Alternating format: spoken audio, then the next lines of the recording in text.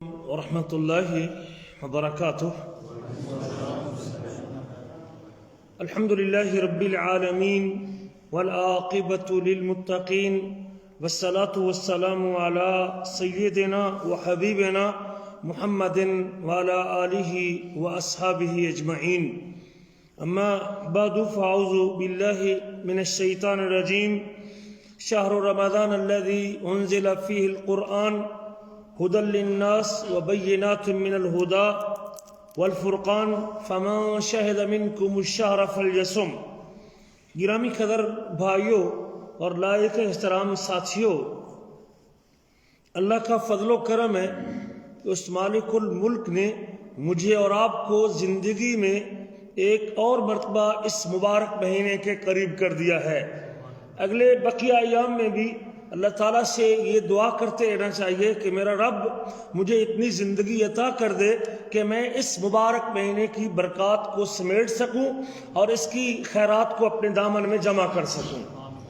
وہ لوگ جو رمضان کی قدر و قیمت سے واقف تھے اور اس کی اہمیت کو سمجھتے تھے، وہ رمضان سے 6 مہینے قبل اللہ تعالیٰ کے سامنے اپنے ہاتھوں کو بلند کرتے تھے اور مسلسل دعا کرتے تھے، یا رب بلغنا رمضان، ہم کو رمضان تک پہنچا دینا، ہم کو اتنی زندگی عطا کر دینا کہ ہم رمضان تک پہنچ جائیں اور آنے والے رمضان کے فضائل کو، برکات کو، روزوں کو، تہجد کو، تراویح کو، ذکر کو، صدقے کو، خیرات کو، سحری کو اور افطاری کو پا سکیں. اس لیے میرے دل کے اندر بھی ابھی رمضان میں چند دن باقی ہے، یہ شوق اور یہ جذبہ ہونا چاہیے کہ میرا رب مجھے رمضان تک پہنچا دے. میرے عزیزو، رمضان بڑی برکتوں والا مہینہ ہے اور بڑی خیرات کا مہینہ ہے. سال کے 12 مہینوں میں سے سب سے افضل مہینہ ہے. یہ نزول قرآن کا مہینہ ہے. یہ وہ مہینہ ہے جس میں اللہ تعالیٰ نے اپنی آخری کتاب، اپنا آخری کلام جس کو قرآن مجید کہتے ہیں، اس کا نزول اس مبارک مہینے میں ہوا ہے. اللہ اپنی کتاب میں فرماتے ہیں، شہر رمضان الذی انزل فیہ القرآن، رمضان کا یہ مہینہ جسے یہ شرف حاصل ہے اور جسے یہ اعزاز حاصل ہے کہ اس میں قرآن نازل کیا گیا ہے. رب ذوالجلال نے اپنی کتاب کو اس مہینے میں نازل کیا ہے، اور وہ کتاب کیسی کتاب ہے؟ ہدی للناس. وہ کتاب لوگوں کے لیے ہدایت کا ذریعہ ہے. جو اس کتاب سے اپنا تعلق جوڑ لیتا ہے، جو اس کتاب کو سمجھنے کی کوشش کرتا ہے، جو اس کتاب کی تلاوت کرتا ہے، جو اس کتاب کا اوپر غور و فکر کرتا ہے، رب ذوالجلال اس کو صراط مستقیم عطا کرتے ہیں. وبینات من الہدی، اور یہ کتاب ہدایت کی واضح دلائل اس کے اندر موجود ہیں. والفرقان، حق و باطل میں فرق کرنے کی صلاحیت بھی یہ کتاب پیدا کرتی ہے. آپ کو زندگی جیتے ہوئے اگر یہ فرق کرنا چاہتے ہیں حق کیا ہے اور باطل کیا ہے، حق کیا ہے اور نہ حق کیا ہے، ہدایت کیا ہے اور گمراہی کیا ہے، تو یہ فیصلے بھی کون سی کتاب کرتی ہے؟ یہ قرآن مجید کرتا ہے. بہت ساری ایسی چیزیں جو ہمارے معاشرے میں ہم اپنے رواج کی وجہ سے، برادری کی وجہ سے کرتے ہیں، جب اس کو کتاب و سنت میں پیش کرتے ہیں، اللہ کی کتاب پر پیش کرتے ہیں، تو قرآن میں اس کی کوئی دلیل موجود نہیں ہوتی. تو یقیناً اس سے ہمیں پتہ چلے گا کہ صحیح کیا ہے اور غلط کیا ہے. ہدایت اور ضلالت میں فرق کرنے والی یہ کتاب ہے. اور اس کے بعد اللہ فرماتے ہیں، فَمَنْ شَهِدَ مِنْكُمُ الشَّهْرَ فَلْيَصُمْهُ. یہ عظمت والا مہینہ، یہ نزول قرآن کا مہینہ، جو آدمی بھی اس مہینے میں حاضر ہو، جو آدمی بھی موجود ہو، اسے چاہیے کہ اس مہینے کے روزے رکھے. پچھلی مجلس میں ہم نے یہ بتایا تھا کہ روزہ کس بندے پر فرض ہے اور کون آدمی ہے جو روزہ چھوڑ سکتا ہے. وہ تفصیل کے ساتھ ہم نے پچھلی مجلس میں ذکر کیا تھا. آج کی مجلس میں صرف اس کی چند خصوصیات بیان کرنا مقصود ہے تاکہ مجھ سے یہ خیر رہ نہ جائے اور میں اس سے محروم نہ ہو جاؤں. میرے عزیزو، یہ بھی پیارے نبی کا ارشاد گرامی ہے کہ اسلام کی بنیاد 5 چیزوں پر ہے، اور ان 5 بنیادوں میں سے ایک بنیاد ایک رمضان کے مہینے کے روزے رکھنا بھی ہے. یہ بھی مجھے یاد رہنا چاہیے کہ اللہ تعالیٰ نے مجھے اور آپ کو اپنی بندگی اور عبادت کے لیے پیدا کیا ہے. یہ روزے، یہ نمازیں، یہ حج، یہ زکوٰۃ، یہ اللہ تعالیٰ کی طرف سے جن کاموں کرنے کا حکم ملا ہے، یہ صرف اس لیے ہے، رب چیک کرنا چاہتا ہے کہ اس مخلوق میں سے کون ہے جو مجھے رب مانتا ہے، کون ہے جو مجھے الہ تسلیم کرتا ہے؟ کون ہے جو میری مرضی کے مطابق زندگی گزارتا ہے؟ کون ہے جو اپنے 5 فٹ کے جسم پہ میرے حکم کو نافذ کرتا ہے؟ کون ہے جو میری محبت میں اپنا سب کچھ قربان کرنے کے لیے تیار ہے؟ کون ہے جو میرے پیار میں اپنی خواہشوں کو دور کرنے والا ہے؟ کون ہے جو میری محبت میں کھانے پینے اور جنسی خواہشات سے اپنے آپ کو روکنے والا ہے؟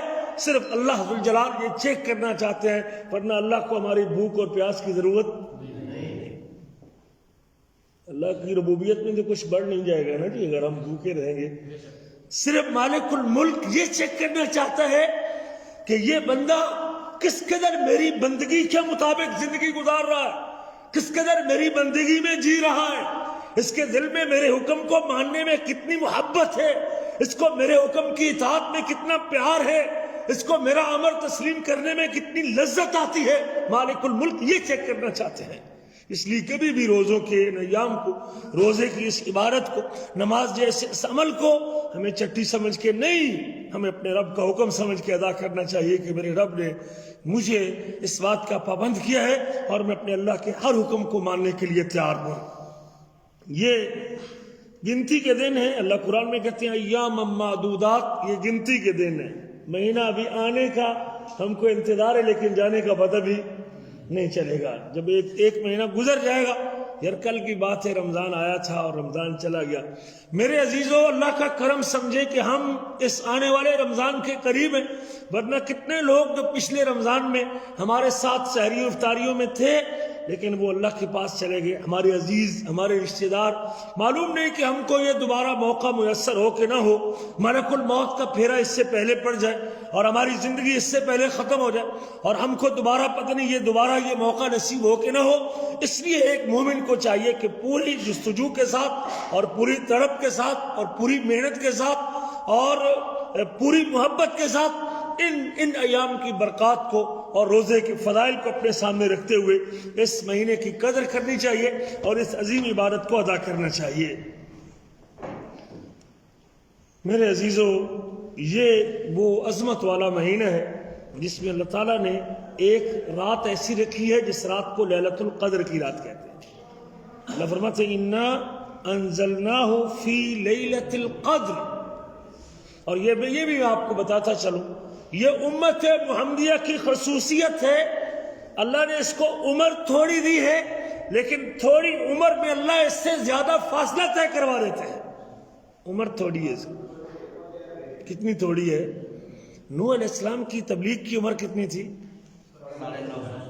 950 سال ان کی تبلیغ کی عمر تھی، تو ان کی اپنی عمر کتنی ہے؟ رب انی دعوت قومی لیلا و نہارا، اے میرے رب میں نے اپنی قوم کو دن رات دعوت دی۔ 950 سال جس پیغمبر نے لوگوں کو دعوت دیتے گزار دی ہے، 1000 سال بنتا ہے سوائے 50 سالوں کے۔ 950 سال تک جس بندے کی عمر تھی، اب دیکھیں 950 سال کی نمازیں، ذکر، تسبیح، تلاوت، تو بہت بڑا بیلنس جمع ہوگا اس کے پاس، جبکہ ہماری عمر ہی 70-80 سے اوپر نہیں جا رہی۔ ہماری عمر تو اس سے بہت کم ہے، 10 مرتبہ بھی کم کہیں گے، بلکہ 10 سے بھی زیادہ مرتبہ کم، 12 مرتبہ کم ہے ہماری عمر ان لوگوں کے مقابلے میں۔ لیکن یہ اللہ کا کرم ہے امت محمدیہ پر، یہ اللہ ذوالجلال نے شرف بخشا امت محمدیہ کو۔ اس کے پاس عمر کم ہے، اس کے پاس وقت تھوڑا ہے، لیکن پروردگار اس کو اس تھوڑی عمر میں وہ عمل اور وہ نیکی اللہ نے اس امت کو عطا کی ہے کہ اس تھوڑے وقت میں زیادہ فاصلہ طے کر سکتے ہیں۔ اور یہ بھی یاد رکھیں کہ جنت میں سب سے زیادہ تعداد کس امت کی ہوگی؟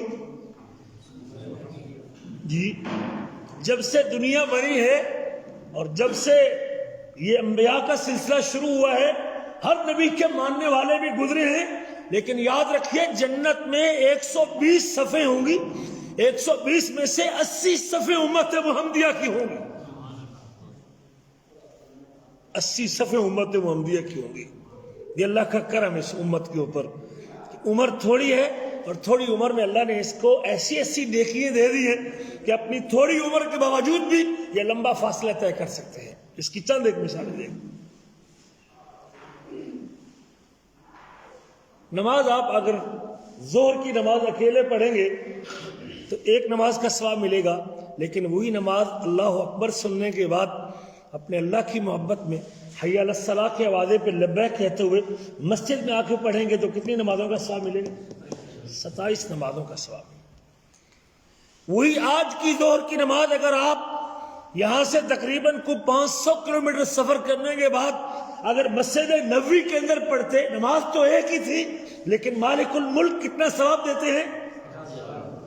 1000 نماز کا ثواب۔ 50,000 کا بات کی فگر ٹھیک نہیں ہے، روایت ضعیف ہے 50,000 والی، صحیح روایت یہی ہے مسجد نبوی میں پڑھتے تو 1000 نماز کا ثواب۔ اور یہی ظہر کی 4 رکعتیں اگر آپ مسجد حرام میں پڑھتے، بیت اللہ میں پڑھتے اور اس مسجد میں پڑھتے اور دنیا کی سب سے بڑی مسجد ہے اللہ کے گھر کے جوار میں پڑھتے تو آپ کی انہی 4 رکعتوں پہ میرا مالک اور میرا پروردگار 1,00,000 نماز کے برابر اجر عطا کر دیتا ہے۔ عمر تھوڑی ہے لیکن تھوڑی عمر میں اللہ تعالیٰ اس سے زیادہ فیصلہ طے کروا دیتا ہے۔ نبی کریم کا ارشاد گرامی ہے، اگر کوئی شخص مسجد قباء کے اندر 2 رکعتیں پڑھتا ہے، صرف 2 رکعتیں پڑھتا ہے، آپ باقی کسی جگہ پہ 1000 رکعت بھی پڑھیں تو شاید عمرے کا ثواب نہیں ملے گا، لیکن اس مسجد کا اعزاز ہے کہ اس میں اگر امت محمدیہ کے لوگ 2 رکعتیں بھی پڑھیں گے تو رب ذوالجلال ان 2 رکعتوں کے اوپر بھی پورے عمرے کا اجر عطا کرتا ہے۔ وہ پاکستان سے اگر آئیں تو کہاں وہ 4 لاکھ کا، 1.5 لاکھ کا، 2 لاکھ کا، 3 لاکھ کا عمرہ ہے، لیکن صرف اس امت کو یہ اعزاز بھی حاصل ہے کہ مسجد قباء کی 2 رکعتیں وہ 1 عمرے کے برابر اجر رکھتے۔ اس امت کو تھوڑی عمر میں اللہ زیادہ فاصلہ طے کروا دیتے ہیں۔ اس کی ایک مثال کہ اگر کوئی سورۃ اخلاص کو 3 مرتبہ پڑھتا ہے، رب ذوالجلال 3 مرتبہ پڑھنے پہ پورے قرآن کا اجر عطا کر دیتے ہیں۔ یہ اعزاز بھی اس امت کو حاصل ہے، یہ اعزاز بھی اس امت کو حاصل ہے کہ اللہ نے ان کو رمضان کا مہینہ عطا کیا ہے اور روزے جیسی عبادت عطا کی ہے۔ نبی کے اللہ تعالیٰ فرماتے ہیں کہ کل عمل ابن آدم لہ الا الصیام، ابن آدم کا ہر عمل اس کے لیے ہے سوائے روزے کے، کیونکہ روزہ ایسی عبادت ہے جس میں جب تک بتائیں گے نہیں تب تک روزے کی عبادت کا پتہ نہیں چلتا۔ ساری باتیں پتہ لگ سکتا ہے، ذکر کا پتہ چل سکتا ہے، نماز کا پتہ چل سکتا ہے، صدقہ خیرات کا پتہ چل سکتا ہے آپ کس کو دے رہے ہیں، حج کا آپ کو پتہ چل سکتا ہے، عمرے کا آپ کو پتہ چل سکتا ہے، دوسرا بندہ دیکھ سکتا ہے عمرے پہ جا رہا ہے، لیکن روزہ جب تک کسی کو بتائیں گے نہیں تو تب تک کسی کو علم۔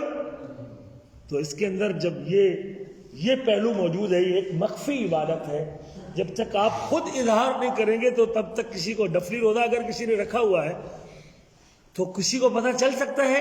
ہاں، جب یہ عبادت اس قدر چھپی ہوئی عبادت ہے جس میں ریاکاری کا شائبہ نہیں ہے اور جس میں دکھاوے کا شک نہیں ہے، تو پھر اس لیے پروردگار کہتے ہیں روزہ میرے لیے ہے اور جب اس کا ثواب دینے کی باری آئے گی تو میں رب خود اس کا اجر عطا کرے۔ الصوم لی وانا اجزی بہ، روزہ میرے لیے ہے اور میں اس کا اجر عطا کرنے والا ہوں، اس کا ثواب عطا کرنے والا ہوں۔ یہ روزہ ایسی عبادت ہے اور اس کا ایک معنی یہ بھی محدثین نے کیا ہے کہ باقی ساری نیکیوں کا ثواب اللہ تعالیٰ فرشتوں کو کہہ کے دلوا دیں گے، لیکن جب روزے کے ثواب کی باری آئے گی تو پروردگار رب ذوالجلال روزے کا ثواب خود عطا کریں گے۔ اور روزے دار جب اپنے روزے کا ثواب وصول کرے گا تو اسے خوشی نصیب ہوگی، اور حدیث کے الفاظ للصائم فرحتان، روزے دار کو 2 خوشیاں نصیب ہوتی ہیں، ایک روزہ افطار کرتے وقت اور دوسری خوشی جب روزے کا اجر وصول کرے گا پروردگار سے تو تب اس کو خوشی ہوگی کہ میرے 30 روزوں کا ثواب اتنا اللہ نے لکھا تھا اور اتنا ملنا تھا، اور اس وقت اس کی خوشی کی انتہا نہیں ہوگی جب یہ اس کا اجر وصول کرے گا۔ تو بغیر حساب کے یہ روزہ صبر کا درس دیتا ہے اور انسان صبر کرتا ہے، اپنی خواہشات پہ، کھانے پینے کی خواہشات پہ، جنسی خواہشات پہ کنٹرول کرتا ہے، تو صبر کا اجر اللہ بغیر حساب کے عطا کرنے والے ہیں۔ تو یہ بھی اس عبادت کی ایک خصوصیت ہے میرے عزیزو۔ بات کر رہا تھا کہ تھوڑے بغیر حساب کے اس کے ثواب کا حساب ہی کوئی نہیں، کوئی پیمانہ نہیں اس کا حساب اللہ کتنا دینے والا۔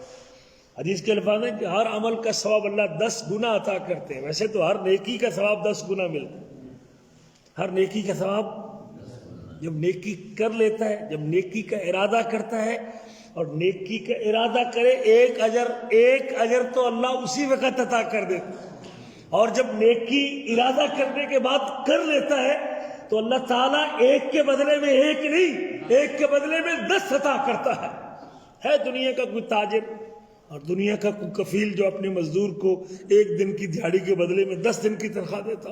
یہ میرا رب ہے، یہ میرا اللہ ہے جس نے مجھے آپ کو زندگی دی ہے۔ جو شخص اپنے آپ کو اس کی عبادت میں ڈھال لیتا ہے، جو شخص دلی طور پہ اس کی عبادت کے لیے تیار ہوتا ہے، جو اللہ کے رب میں رنگا جاتا ہے، جو اپنے دل میں اپنے رب کی تعظیم پیدا کر لیتا ہے، جس کا دل اللہ تعالیٰ کے ادب و احترام سے بھرا ہوا ہوتا ہے اور اس کے ہر حکم کو ماننے کے لیے تیار ہوتا ہے، یہ میرا مالک ہے کہ وہ اپنے اجر کے خزانے اس کے لیے کھول دیتا ہے۔ میرے آپ کے نبی کہتے ہیں کہ ہر نیکی کا ثواب 10 سے لے کر 700 گنا تک اللہ عطا کرتے ہیں، 700 گنا تک اللہ تعالیٰ عطا کرتے ہیں۔ بات کر رہا تھا 10 گنا کی۔ جب اللہ نے نمازیں فرض کی نا تو نمازیں کتنی فرض کی؟ 50 نمازیں اللہ نے فرض کی، اور فرض ہونے کے بعد میرے آپ کے نبی صلی اللہ علیہ وسلم جب واپس پلٹے تو راستے میں کس سے ملاقات ہوئی؟ حضرت موسیٰ علیہ السلام سے ملاقات ہوئی۔ موسیٰ علیہ السلام نے پوچھا کہ یا محمد صلی اللہ علیہ وسلم اللہ نے آپ کو کیا دیا ہے؟ تو جواب میں کہنے لگے کہ اللہ نے 50 نمازیں فرض کی۔ اور نبی کریم کا اپنے اللہ سے پیار دیکھیں کہ اللہ کے رسول نے حساب ہی نہیں لگایا کہ 50 پڑھی بھی جائیں گی کہ نہیں، 24 گھنٹے میں 50 پڑھی بھی جائیں گی کہ نہیں پڑھی جائیں گی۔ اگر 24 گھنٹے پہ تقسیم کریں 50 نمازوں تو کتنی دیر کے بعد نماز آئے گی؟ ہر 25 منٹ کے بعد۔ اگر 48 ہوتی تو پھر تو آدھے گھنٹے بعد آتی، لیکن نمازیں کیا ہیں؟ 50 تھی اور گھنٹے 24۔ ہر 25 منٹ کے بعد آپ کو نماز پڑھنی پڑتی ہے۔ حضرت جی دکاندار حضرات جو کہتے ہیں ہمارے پاس ٹائم نہیں، ہر 25 منٹ کے بعد نماز پڑھنی پڑتی ہے۔ ایسے تھا کہ نہیں تھا؟ دن تو وہی تھا نا، دن تو لمبا نہیں ہو سکتا نا۔ میرے نبی نے تو اللہ کی محبت میں، میرے رب نے مجھے نمازیں فرض کر دی ہیں، لے کے واپس آ گئے، لیکن حساب ہی نہیں لگایا۔ مسجد سے نکلتا ہی کوئی نہ بھائی 25 منٹ بعد نماز ہی پڑھنی تھی، تو کام کاروبار کہاں جاتے آپ کے؟ دکانیں کون کھولتا؟ آج کہتے ہیں فرصت نہیں ہے جی، نیند پوری نہیں ہوئی۔ واپس پلٹے، موسیٰ علیہ السلام سے بات ہوئی۔ موسیٰ علیہ السلام کہتے ہیں انی خبرت بنی اسرائیل، میرا تجربہ ہے بنی اسرائیل کے ساتھ، ان کے اوپر تو 3 نمازیں فرض ہوئی تھی غالباً، جتنی بھی تھی تو وہ بھی نہیں ادا کر سکے، آپ 50 لے کے جا رہے ہیں۔ ابھی اللہ تعالیٰ سے واپس جا کے بات کر لو اور ڈسکاؤنٹ کروا لیجیے، تھوڑا سا اس میں تخفیض کروا لیں، رعایت کروا لیجیے، 50 والا معاملہ بڑا مشکل ہے۔ تجربہ کار بندے سے مشورہ لینے میں کوئی حرج کی بات نہیں۔ پھر واپس میرے آپ کے نبی اللہ تعالیٰ کے پاس گئے اور یا رب یہ 50 میں تھوڑا سا کمی کر دیجئے، تو اللہ نے نمازیں 5 کر کے یا 10 کر کے چھوڑ دی، حتیٰ کہ 5 نمازیں باقی بچیں۔ موسیٰ علیہ السلام نے پھر کہا کہ ایک چکر اور لگا لیں اور تھوڑا سا اور کم کروا لیں، تو میرے آپ کے نبی کہتے ہیں اب مجھے شرم آتی ہے اللہ تعالیٰ سے کہ میں مزید اس کے اوپر، تو 5 فرض کرنے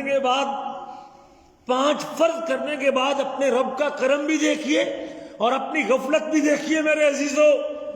5 فرض کرنے کے بعد اور 5 تک عدد پہنچانے کے بعد میرا رب کہتا ہے کہ یا محمد آپ کی امت ادا تو 5 کرے گی، لیکن ان 5 کی ادائیگی پر جب میرے فرشتے اجر لکھیں گے تو 5 کے اوپر بھی 50 کا اجر لکھیں گے۔ اللہ اکبر، 5 یہ پڑھیں گے، ان کی گنتی میں 5 رہیں گی، لیکن ہم جب اجر دیں گے تو ہم ان کے 5 کے اوپر اللہ اکبر 50 کا اجر عطا کرنے والے، اور ہم پھر بھی 5 نمازیں اٹھ کے نہ پڑھیں تو اس سے بڑی بدبختی انسان کے لیے اور کیا ہو سکتی ہے؟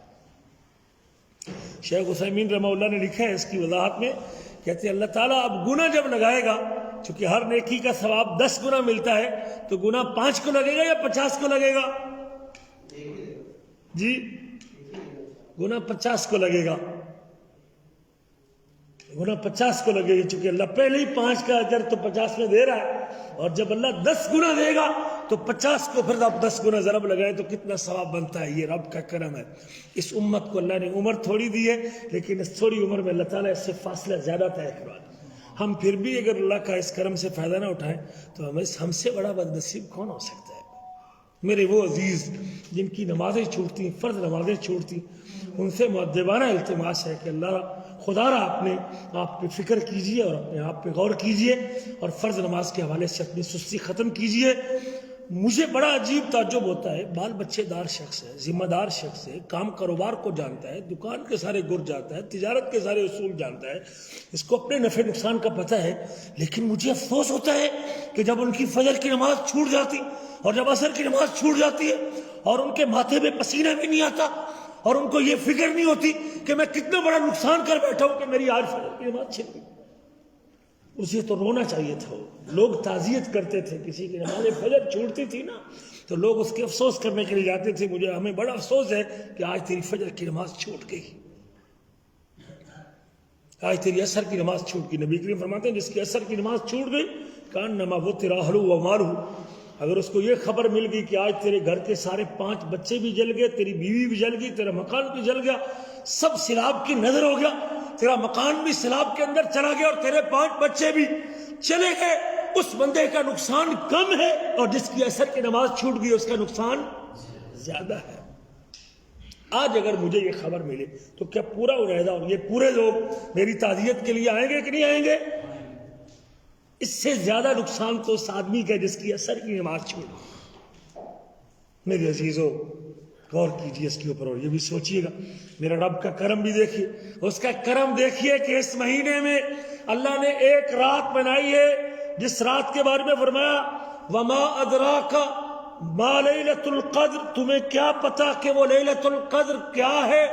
لیلۃ القدر خیر من الف شہر، یہ ایک رات کی عبادت، یہ صرف آپ کے 12 گھنٹے کی یا 8 گھنٹے کی عبادت، یہ عشاء سے لے کر فجر تک کی تیری عبادت، یہ امت محمدیہ پہ کرم ہے کہ تو یہ 8 گھنٹے یا 10 گھنٹے اس رات کی عبادت کرے گا، لیکن میں رب اس عبادت کے اوپر تیری 83 سال 4 مہینوں سے زیادہ عبادت کرنے سے اجر عطا کرنے والا، 1000 مہینے سے بہتر ہے یہ رات۔ وہ فاصلہ جو پچھلی امتیں 80 سال 84 سال میں کیا کرتی تھی، یہ امت محمدیہ پہ اللہ کا کرم ہے کہ اللہ نے اس کو ایک رات ایسی کر دی ہے، ایک رات ایسی دے دی ہے کہ اس ایک رات کی عبادت اس کو 84 سال کا فاصلہ طے کروا دیتی ہے۔ مجھے اپنے اللہ کے کرم پر شکر گزار رہنا چاہیے اور دل جمی کے ساتھ رمضان، ہاں کام کاروبار بچوں کے لیے رزق اپنی جگہ پہ ہے، لیکن کبھی مجھے ان راتوں کی عبادت تراویح قیام اس کو فراموش نہیں کرنا چاہیے۔ میرے عزیز، برکتیں دینے والا میرا رب، رزق کے دروازے کھولنے والا میرا اللہ، گاہ بھیجنے والا میرا اللہ، تھوڑے کو زیادہ کرنے والا میرا اللہ، اسی کو تو اللہ کہتے ہیں جو بیمار کو صحت عطا کر دیتا ہے، جس کا جب نام آتا ہے تو تھوڑا زیادہ ہو جاتا ہے، جس کا جب نام آتا ہے تو گرا ہوا کھڑا ہو جاتا ہے، جس کا جب نام آتا ہے تو اس کے نام آنے پہ بے اولاد صاحب اولاد ہو جاتا ہے، جس کا نام آتا ہے جو فقیر کو غنی کر دیتا ہے۔ میں اپنے اللہ سے تعلق توڑ کے اور اس کی عبادت کو چھوڑ کے اگر یہ سمجھوں کہ میں اپنے ہنر کی بنیاد پہ، اپنے وقت کی بنیاد پہ زیادہ پیسہ کما لوں گا، میں اپنے اللہ کو پیچھے چھوڑ کے کبھی آگے نہیں بڑھ سکتا۔ مجھے کبھی بھی اپنی زندگی میں اپنے رب کو مائنس نہیں کرنا چاہیے، اپنے اللہ کے حکموں کے اوپر عمل کر کے اس کی اطاعت و فرما برداری کر کے آگے بڑھنا چاہیے۔ مجھے میرے اللہ کے ساتھ کی ضرورت ہے، مجھے میرے اللہ کی معیت کی ضرورت ہے، مجھے میرے رب کی نصرت اور تائید کی ضرورت ہے، اور اس کی تائید اس کی بندگی سے آیا کرتی ہے، اس کی بندگی کو چھوڑ کے کبھی رب کی تائید نہیں آیا کرتی۔ لیلۃ القدر خیر من الف شہر، یہ رات ایسی عظیم رات ہے جس کی عبادت 1000 مہینوں کی عبادت سے بہتر ہے۔ تنزل الملائکۃ والروح فیہا باذن ربہم من کل امر، ملائکہ اترتے ہیں، فرشتے اترتے ہیں، حضرت جبریل کا چکر لگتا ہے اس زمین کے اوپر، حضرت جبریل تشریف لاتے ہیں، اللہ کا حکم لے کے آتے ہیں، اپنے رب کے حکم سے آتے ہیں۔ سلام ہی حتی مطلع الفجر، یہ رات فجر تک سلامتی کا پیغام ہے، سلامتی کا پیغام ہے مجھے اور آپ۔ ہاں میں اپنا کام کر رہا ہوں، مشین چلا رہا ہوں، دکان میں بیٹھا ہوں، لیکن میری زبان کے اوپر تو کوئی پابندی موجود نہیں، لیکن مجھے کبھی بھی ان راتوں کی عبادت چھوڑنی چاہیے، اور خاص طور پہ یہ آخری عشرے کی 5 راتوں میں سے ایک رات، میرے آپ کے نبی فرماتے ہیں تحروا لیلۃ القدر فی العشر الاواخر من رمضان، لیلۃ القدر کو آخری عشرے کی طاق راتوں میں تلاش کرو میرے عزیزو، اور مجھے کبھی بھولنا نہ چاہیے ان راتوں کی عبادت کو، رات کی عبادت کو۔ اللہ فرماتے ہیں انا انزلناہ فی لیلۃ مبارکہ، ہم نے اس قرآن کو ببرکت رات میں نازل کیا ہے۔ رمضان صرف فرض روزے نہیں، گناہوں کی بخشش کے 3 پیکج اس کے اندر موجود ہیں، جس بخشش کے لیے رب رحمان ہر رات پہلے آسمان پہ آ کے کہتا ہے حل من مستغفر، وہ ہے مجھ سے بخشش طلب کرنے والا۔ اللہ ذوالجلال نے ان 30 دنوں میں اپنی بخشش کے 3 پیکج دیے ہیں۔ پہلا پیکج یہ ہے من صام رمضان ایمانا و احتسابا، جو شخص جو پیکج اور جو سہولت رات کے تیسرے پہر ملا کرتی تھی، جس وقت اٹھنا بڑا مشکل ہوتا ہے، ہم نے اس بخشش کو ذرا سستا کر دیا ہے۔ من صام رمضان ایمانا و احتسابا، جو رمضان کے 30 روزے ایمان کے ساتھ، رب پر یقین کے ساتھ، اللہ سے اجر کی امید کے ساتھ رکھے گا، غفر لہ ما تقدم من ذنبہ، اس کی زندگی کے 60 سال پہلے گزر گئے، جب اللہ کا حکم سمجھ کے 30 روزے رکھے گا ہم اس کے پہلے سارے گناہ معاف کر دیتے ہیں۔ بخشش کا دوسرا پیکج ومن قام رمضان ایمانا و احتسابا، جو 30 دنوں کے روزوں کے ساتھ 30 راتوں کا قیام بھی کرے گا۔ تیرا رات کو کھڑے ہونا، قرآن کو سننا، ہمارے کرام کا احترام کرنا، تیرے رات کے سجدے اور رکوع ہمارے ہاں بڑی قدر و قیمت رکھتے ہیں، اور تیرے یہ سجدے و رکوع ہمارے ہاں بڑی قیمت رکھتے ہیں۔ ہم تجھے کیا دینے والے ہیں ان 30 راتوں کی تراویح قیام کے بدلے میں؟ غفر لہ ما تقدم من ذنبہ، ہم تیرے پہلے سارے گناہ معاف کر دینے والے ہیں ان 30 راتوں۔ ہاں اگر سستی کا شکار ہے تو ایک تیسرا پیکج بھی اللہ نے دیا ہے، فرمایا ومن قام لیلۃ القدر، تیری 20 راتیں گزر گئی تھے، آخری عشرے کی 10 راتیں ہیں، ان میں سے 5 طاق راتیں ہیں جو لیلۃ القدر کو تلاش کرنے کے لیے آخری عشرے کی 5 راتوں میں بھی ہمارے سامنے کھڑا ہو گیا، اور ہماری کتاب کو سنتا رہا، قرآن مجید سنتا رہا، قیام سجدے رکوع میں اپنا وقت لگاتا رہا، ہمارے ہاں نیک نیتی سے لگایا، ایمان کے ساتھ لگایا، ہم تیرے پہلے سارے گناہ معاف کرنے والے ہیں تیرے اس قیام کے بدلے میں۔ میرے عزیزو، 5ویں بات یہ ہے، اللہ نے شیطان کو جکڑ دیا ہے اور جنت کے دروازے کھول دیے ہیں اور جہنم کے دروازے بند کر دیے ہیں۔ اگر جنت کا پروٹوکول کے ساتھ داخلہ چاہتے ہیں، آج ہوتے ہیں نا کچھ لوگ جو عام جگہ پہ جا کے اپنا بیگ سامان لے کے جاتے ہیں، کچھ VIP لانج میں جاتے ہیں جن کو گاڑی اسپیشل دروازے سے لے کے اندر جاتی ہے۔ جہاز کے اندر بھی 2 حصے ہوتے ہیں، ایک بزنس کلاس ہوتا ہے اور ایک عام اکانومی کلاس ہوتا ہے۔ اگر آپ بھی جنت میں پورے پروٹوکول کے ساتھ اور پورے باہر کے ساتھ جانا چاہتے ہیں اور پورے اعزاز کے ساتھ جانا چاہتے ہیں، تو اس جنت میں اعزاز کے ساتھ اسپیشل گیٹ استعمال کرنا چاہتے ہیں، لینا چاہتے ہیں جنت میں جانے کے لیے، تو یہ روزے کے 30 روزے آپ کے سامنے ہیں۔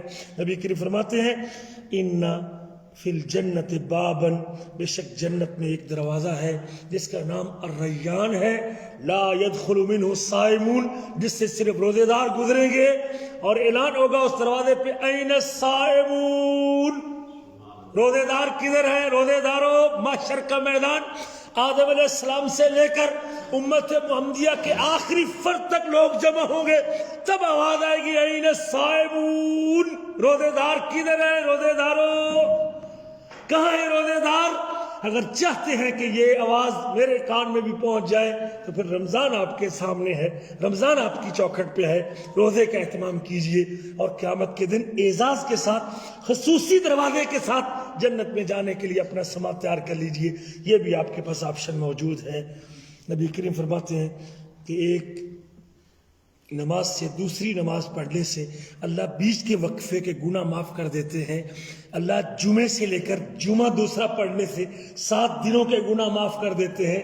میرا رب ایک رمضان سے لے کر دوسرا رمضان ادا کرنے سے 11 مہینوں کے گناہ اللہ معاف کر دیتے ہیں، اور اللہ اکبر کبیرہ، ایک عمرے سے لے کر دوسرے عمرے تک اللہ تعالیٰ بیچ کے سارے گناہوں کو معاف کر دیتے ہیں۔ میرے عزیزو، یہ رمضان کی خصوصیات ہیں اور رمضان کی فضائل ہیں جو اللہ کے نبی صلی اللہ علیہ وسلم نے ذکر کیے ہیں، اور یہ بھی حدیث میں آتا ہے کہ الصیام والقرآن یشفعان للعبد، قیامت کا دن جب نفسا نفسی کا عالم ہو، کوئی ایک شخص ایک نیکی دینے کو بھی تیار نہیں ہوگا، جب بندے کے نسبی تعلق ٹوٹ جائیں گے، جب باپ بیٹے کا اور ماں بیٹے کا اور میاں بیوی کا اور چچا بھتیجا کا اور ماموں بھانجے کا تعلق ختم ہو جائے گا، آج تو بندہ ساری قربانیاں دینے کے لیے تیار ہے کہ میرا بیٹا ہے، یہ میرا بھتیجا ہے، یہ میرا بھانجا ہے، یہ میری بہن کا بیٹا ہے، لیکن قیامت کے دن یہ تعلقات ٹوٹ جائیں گے۔ اس میدان میں جب کوئی ایک نیکی دینے کے لیے تیار نہیں ہوگا، میرے آپ کے نبی کہتے ہیں الصیام والقرآن یشفعان للعبد، رمضان کے 30 روزے بھی اور قرآن کے 30 پارے بھی وہ رب کی بارگاہ میں سفارش کریں گے۔ رمضان کہے گا یا رب، اس نے میرے احترام میں بھوک اور پیاس کو برداشت کیا تھا، یہ صبح طلوع فجر سے لے کر غروب آفتاب تک اس نے کھانے پینے اور جنسی خواہشات کو اپنے آپ کو روک کے رکھا تھا، اس سے میں اس کی سفارش کرتا ہوں کہ اس نے میرا ادب کیا ہے، یا رب اس کو جہنم کی آگ سے بچا کے اپنی جنتوں میں داخل کر دے۔ اگر یہ سفارشی قیامت کے دن چاہتے ہیں تو رمضان آپ کی چوکھٹ پہ ہے، پھر دیر نہ کیجئے، محبت کے ساتھ اس کا انتظار کیجئے اور اعزاز کے ساتھ اس کو سنبھالیے اور اس کے روزوں کا اہتمام کیجئے۔ اور قرآن کے 30 پارے بھی کہیں گے، جو رات کو یا رب بھی منعتہ عن النوم، یا رب یہ سونا چاہتا تھا، کام کاروبار میں تھا، لیکن یہ میری محبت میں اٹھ کھڑا ہوا، اس نے امام کے پیچھے مجھے سنا، اس نے پورا مہینہ میری تلاوت کو سنا، اس نے میرے ساتھ قیام سجدے اور رکوع کیے ہیں، یا رب اب میں سبات کرتا ہوں اور سفارش کرتا ہوں کہ اس کو جہنم کی آگ سے بچا کے اپنی جنتوں میں داخل کر دے۔ اگر آپ چاہتے ہیں کہ قرآن بھی میرا سفارشی بن کے آئے قیامت کے دن، تو پھر آپ کے پاس یہ مبارک مہینہ جو قیام اور صیام کا مہینہ ہے، اس کی قدر کیجئے اور اس کے اندر روزہ رکھیے، اپنے گھر والوں کو ترغیب دیجئے، صدقہ خیرات کیجئے، قرآن کی تلاوت کثرت سے کیجئے، یہ نزول قرآن کا مہینہ ہے، اپنے بچوں کو ترغیب دلائیے اور ذکر اور تسبیح کے ساتھ اپنی دکان پہ ڈیوٹی کرتے ہوئے بھی زبان کو اللہ کے ذکر سے تر رکھیے۔ سبحان اللہ، استغفر اللہ، استغفر اللہ، سید الاستغفار، سبحان اللہ و بحمدہ، سبحان اللہ العظیم، کثرت سے ذکر کرتے رہیے، درود شریف پڑھتے رہیے، تاکہ اس مہینے کی برکات ہم اپنے کام کے ساتھ سمیٹ سکیں۔ اس کے فضائل میں سے ایک یہ بھی ہے کہ شخص رمضان میں عمرہ کرتا ہے، نبی کریم فرماتے ہیں اللہ اس کو میرے ساتھ حج کے برابر اجر عطا کرتے ہیں۔ موقع ملے اس مہینے میں عمرہ بھی کرنا چاہیے، اس دعا کے ساتھ کہ اللہ تعالیٰ مجھے اور آپ کو اس بابرکت مہینے کی خیرات کو سمیٹنے کی توفیق نصیب فرمائے، اللہ ہمارے گناہوں کو معاف فرمائے، اللہ ہمارے بچوں کو نیک بنائے، اللہ تعالیٰ ہمیں اس مہینے کے جو فضائل ہے اللہ تعالیٰ اس کی قدر کرنے کی اور اس کے مطابق اپنی زندگی گزارنے کی اللہ ہمیں توفیق نصیب فرمائے۔